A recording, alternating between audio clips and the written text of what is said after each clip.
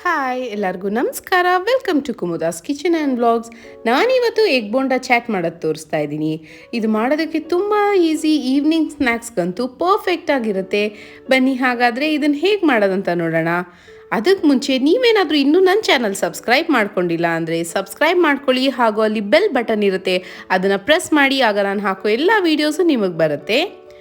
ಈಗ first egg bonda ಮಾಡ್ಕೊಳ್ಳೋದಕ್ಕೆ ಹಿಟ್ಟು ಕಲಿಸ್ಕೊತಾ ಇದ್ದೀನಿ. ಸೊ ಅದಕ್ಕೆ ಅರ್ಧ ಕಪ್ಪಷ್ಟು ಕಡಲೆ ಹಿಟ್ಟು, ರುಚಿಗೆ ತಕ್ಕಷ್ಟು ಉಪ್ಪು, ಅರ್ಧ ಟೀ ಸ್ಪೂನಷ್ಟು ಅಚ್ಕಾರದ ಪುಡಿ ಹಾಗೂ ಒಂದು ಚಿಟಿಕೆಯಷ್ಟು ಸೋಡಾ ಹಾಕ್ತಾ ಇದ್ದೀನಿ. ಫಸ್ಟ್ ಇದನ್ನು ಹಾಗೇ ನೀರೇನು ಹಾಕ್ತಾ ಇರೋ ಹಾಗೆ ಪ್ಲೇನಾಗೆ ಕಲಿಸ್ಕೊಳ್ಳೋಣ. ಉಪ್ಪು ಖಾರ ಎಲ್ಲ ನೀಟಾಗಿ ಹಿಟ್ಟು ಜೊತೆಗೆ ಮಿಕ್ಸ್ ಆಗುತ್ತೆ.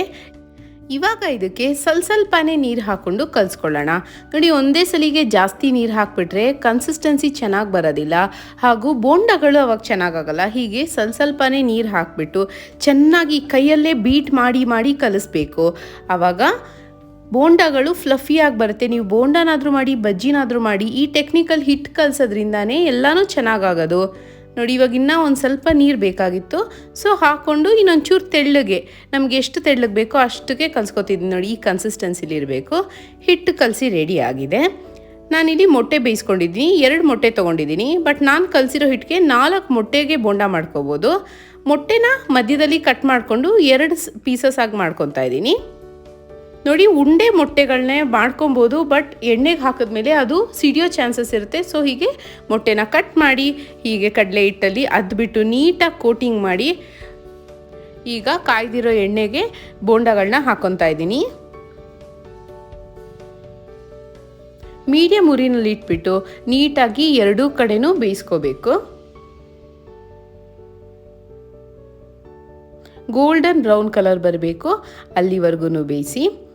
ನೋಡಿ, ಇವಾಗ ಆಗಿದೆ, ಬೋಂಡಗಳು ರೆಡಿ ಆಗಿದೆ. ಇದನ್ನು ತೆಗೆದುಬಿಡೋಣ ಎಣ್ಣೆಯಿಂದ. ನೀವೇ ನೋಡ್ಬೋದು, ಕಲರ್ ನೋಡಿ ಎಷ್ಟು ಚೆನ್ನಾಗಿದೆ. ಬರೀ ಈ ಬೋಂಡ ತಿನ್ನೋಕ್ಕೇ ತುಂಬ ಚೆನ್ನಾಗಿರುತ್ತೆ. ಮಕ್ಳಿಗಂತೂ ಖಾರ ಇರಲ್ಲ, ಇದು ಅಷ್ಟು ಇಷ್ಟಪಡ್ತಾರೆ. ಈಗ ಚಾಟ್ ಮಾಡೋದಕ್ಕೆ ನಾನು ಬೋಂಡದಲ್ಲಿ ಮಧ್ಯ ಸ್ಲಿಟ್ ಮಾಡ್ತಾ ಇದ್ದೀನಿ. ಆ ಸ್ಲಿಟ್ ಮಾಡಿರೋ ಜಾಗಕ್ಕೆ ಪುದೀನ ಚಟ್ನಿ ಹಾಕ್ಕೊಳ್ಳೋಣ. ಹಾಗೂ ಇದ್ರ ಮೇಲೆ ಒಂದು ಸ್ವಲ್ಪ ಪೆಪ್ಪರ್ ಪುಡಿ ಉದುರಿಸ್ತಾ ಇದ್ದೀನಿ. ನಿಮ್ಮ ಟೇಸ್ಟಿಗೆ ತಕ್ಕಂಗೆ ಜಾಸ್ತಿ ಬೇಕಾದರೆ ಜಾಸ್ತಿ, ಕಮ್ಮಿ ಬೇಕಾದ್ರೆ ಕಮ್ಮಿ ಹಾಕ್ಕೋಬೋದು. ಹಾಗೆ ಸಣ್ಣಗೆ ಹೆಚ್ಚಿಟ್ಕೊಂಡಿರೋವಂಥ ಈರುಳ್ಳಿಗಳನ್ನ ಅದ್ರ ಮೇಲೆ ಉದುರಿಸ್ಕೊತಾ ಇದ್ದೀನಿ. ಒಂದು ಸ್ವಲ್ಪ ಕೊತ್ತಂಬರಿ ಸೊಪ್ಪನ್ನ ಉದುರಿಸೋಣ. ಅಷ್ಟೇ, ನಮ್ಮ ಎಗ್ ಬೋಂಡಾ ಚಾಟ್ ರೆಡಿ ಆಯಿತು. ಇದನ್ನು ನೀವು ಯಾರಾದರೂ ಬಂದಾಗ ಮಾಡೋದಂತೂ ತುಂಬಾ ಚೆನ್ನಾಗಿರುತ್ತೆ. ನೀವು ನಿಮ್ಮ ಮನೇಲಿ ಟ್ರೈ ಮಾಡಿ, ನೀವು ಖಂಡಿತ ಇಷ್ಟಪಡ್ತೀರಾ.